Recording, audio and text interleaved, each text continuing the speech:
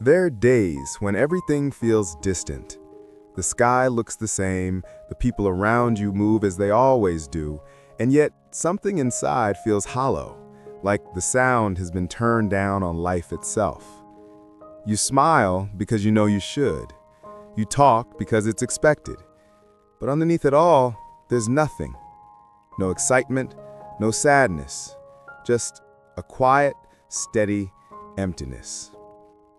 We often fear that space, that numb silence within us, because in a world that worships passion, positivity, and constant engagement, feeling nothing can seem like failure, as if you've fallen out of rhythm with everyone else, as if something inside you has stopped working. But what if that emptiness isn't brokenness? What if it's a form of rest, a pause your soul takes when it's been feeling too much for too long? We forget that the heart, like the body, gets tired. It's constantly absorbing, reacting, holding, protecting. Every disappointment, every anxiety, every burst of joy or fear, it all lives somewhere inside us. Sometimes, the weight of it all becomes too heavy and the heart decides to shut down for a while. Not because it doesn't care, but because it cares too deeply. Because it needs silence to find itself again. Emotional numbness is not the absence of emotion, it's the temporary shelter of a mind that's been overstimulated. Psychologists call it emotional blunting, and it's the body's way of protecting us from burnout. It's not apathy, it's survival. There's a certain quiet dignity in that. The idea that even when we can't feel, our inner world is still working to protect us. It's saying, you've been through too much. Let's pause here for a while. Yet instead of honoring that pause, we panic. We rush to fix it. We read self-help books. We scroll through endless affirmations that tell us to choose happiness as if happiness were a switch. But the truth is, no one can feel deeply all the time. We are not designed for constant emotional intensity. We need the flat moments, the dull, colorless days to make sense of the brighter ones. Think of the sea. It can't always crash against the shore. There are moments when it withdraws quietly, when the tide slips back, when the waves are almost still. Those moments are not emptiness, they are renewal. The ocean is simply catching its breath. Feeling nothing, in its own quiet way, can be the same. There's something deeply human about those stretches of emotional flatness when we feel detached, uninterested, or even hollow.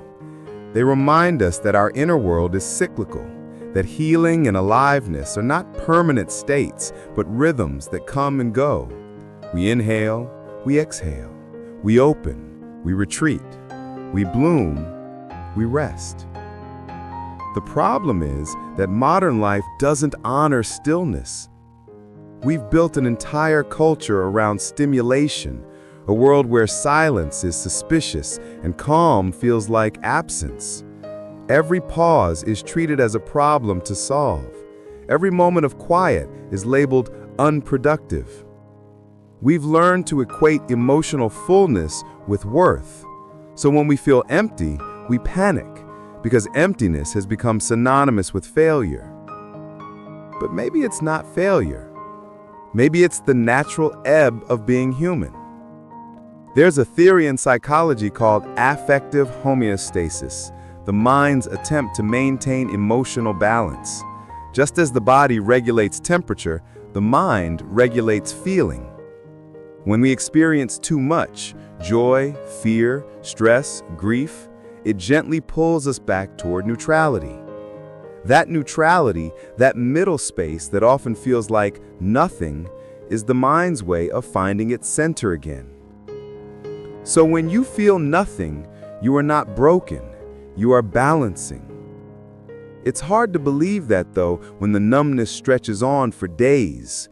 You wake up and move through your routine, doing everything you should, but there's a fog. You can't remember the last time something made you genuinely excited. Even laughter feels mechanical.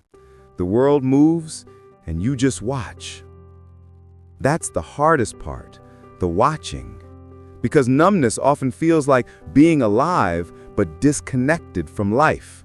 You see people laughing, you hear music, you look at the sunset, and you know you should feel something, but you don't.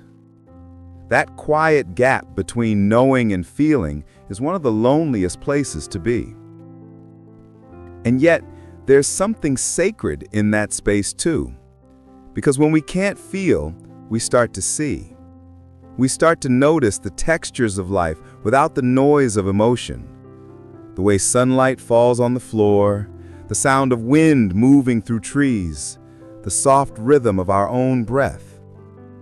There's beauty in that simplicity, not loud or passionate, but gentle and steady. It's the kind of beauty that doesn't demand anything from you. Sometimes the most profound realizations come when the heart is quiet. When we've run out of words to explain ourselves and we simply sit in silence, something inside starts to shift. We begin to understand that emotions aren't proof of being alive. Awareness is. The stillness we fear is not the end of feeling, it's the beginning of listening.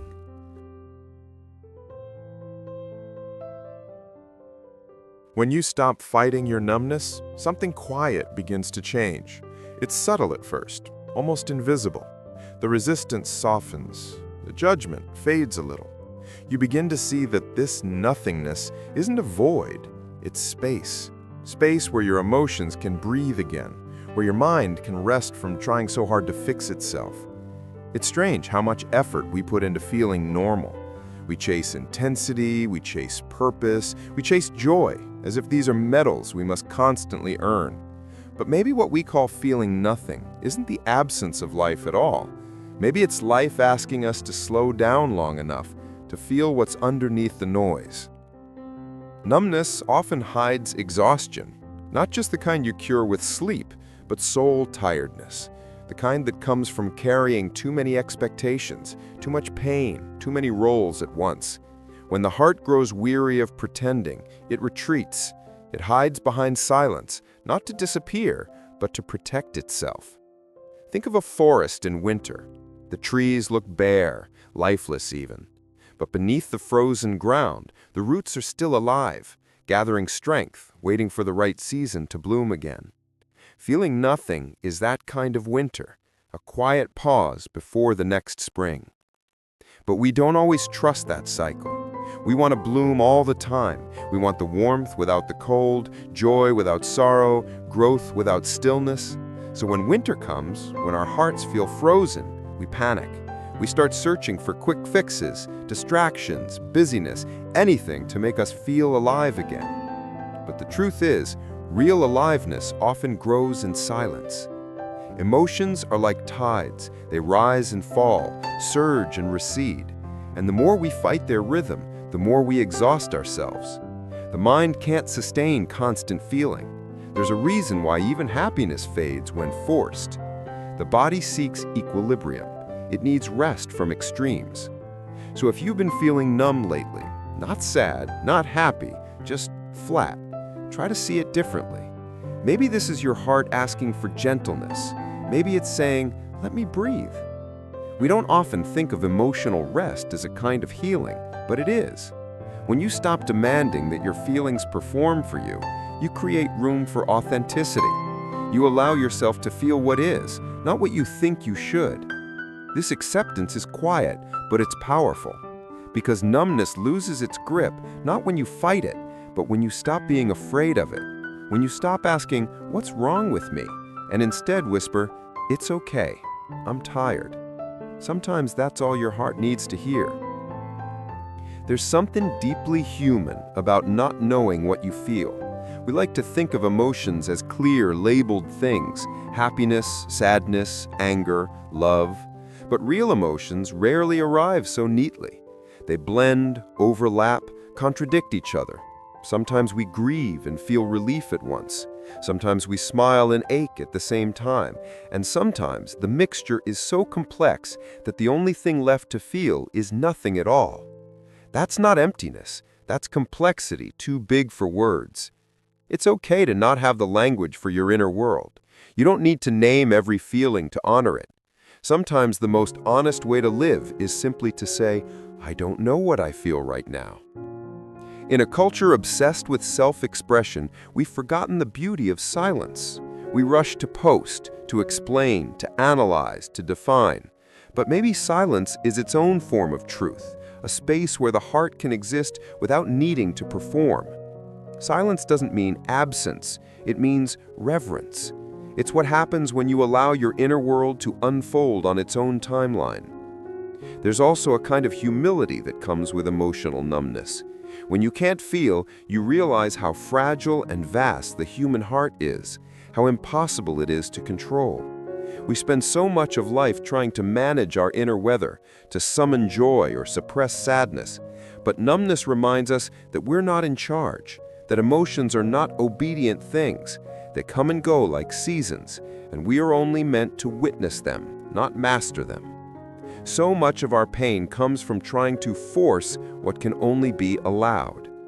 Imagine if we treated our feelings like we treat the sky, simply noticing what's there. Some days are bright, some are heavy with clouds, some are still and gray. None of them are wrong, they just are. When you start to see your emotional landscape like that, something softens inside. You stop chasing the sun and start learning to rest in the shade. You realize that feeling nothing can coexist with being okay. That's the quiet revolution, discovering peace not in what you feel, but in your willingness to be with whatever is present, even if that's nothing. There comes a time, slowly and without ceremony, when the fog begins to lift. You might not even notice it at first, a moment of quiet interest in something small, a brief laugh that feels unexpectedly real, the faint pulse of emotion somewhere deep inside your chest. It's subtle, like the first signs of dawn after a long night. That's how feelings return, not all at once, but like soft light touching the edges of what had gone dim. You don't summon this moment, it finds you when you're ready. You can't rush it or force it into shape. Healing doesn't respond to urgency, it responds to gentleness, to space, to patience. For so long, you might have felt detached from others, from joy, from yourself. But the truth is, even numbness is part of the living process. It's the body's way of saying, you can rest here for a while. And so when that first spark returns, it feels fragile, almost foreign. You may hesitate to trust it. You might wonder if it's real or if it will disappear again. But even if it does, it's okay. Feelings are not permanent visitors. They ebb and flow, and what matters is your openness to meet them when they come. To feel again, truly feel, requires a certain kind of courage. Because feeling means opening the door not only to joy, but also to grief, confusion, longing, and imperfection. It means being alive to the full spectrum of what it means to be human. And for those who've known the quiet ache of emotional numbness, that aliveness can feel overwhelming at first. But this is how life moves, through contrast. The absence teaches us the value of presence. The silence deepens our listening. The emptiness creates room for meaning. When you've lived in the gray for long enough, even a small shade of color feels like a miracle. There's a beauty in rediscovering yourself after being lost to numbness. You start to notice things again, not in the way you used to, but differently, more gently. The world doesn't demand that you rush back into intensity. It invites you to wander through it slowly, like someone exploring a familiar place for the first time. You might find joy in the simplest details, the sound of rain, the warmth of tea in your hands, the way sunlight filters through curtains in the morning. These aren't grand emotions, they're quiet recognitions, small awakenings that remind you life is still here, patient and waiting. Sometimes the return of feeling is not a burst of happiness, but the soft acceptance that you can feel something, even if that something is uncertainty. And maybe that's enough. Because the truth is, happiness isn't the goal, aliveness is. And aliveness doesn't always feel good. Sometimes it feels raw, sometimes tender, sometimes empty. But it's real. And real is what connects us to the rest of humanity. Think about it. Every person you pass on the street has felt this same nothingness in some form. The mother who can't find joy in her routine, the student who wakes up without motivation, the artist who no longer feels inspired. We are all walking through invisible winters, pretending to bloom. And yet beneath it all, there's the same quiet pulse, the desire to feel alive again, to return to something true. When you understand that, compassion grows. You begin to see that feeling nothing doesn't isolate you, it connects you to everyone else who's been there. And suddenly, your numbness feels less like a flaw and more like a shared human season. Maybe that's what numbness really gives us, perspective. When you emerge from it, you carry a new kind of sensitivity. You start to see emotions not as measures of worth, but as movements of being. You stop demanding constant joy and start appreciating balance. You stop seeing stillness as absence and start recognizing it as grace. You begin to trust your own rhythm again. You learn that some days will hum quietly while others will thunder with feeling, and that both are equally alive. You stop chasing emotion as a way to prove you exist because you finally understand, even when you feel nothing, you are still here, breathing, witnessing, becoming. And maybe that's what being human really means. Not to feel everything all the time, but to stay open, to let the full range of experience pass through you without judgment, to trust that even in numbness, there is life unfolding quietly beneath the surface. You are not broken because you can't feel. You are resting. You are not cold, you are recovering. You are not lost, you are between places, and that in between is sacred. There will be a day when you look back and realize that this emptiness taught you something profound, that it showed you how to stop measuring your worth by the intensity of your emotions, that it taught you to find stillness without panic, to sit in quiet without fear, to listen to silence without needing it to speak. And when that day comes, you'll see that this season of nothing was never truly empty at all. It was full of unseen movement, soft growth, invisible healing, quiet rearranging, like roots deep in the soil preparing for spring.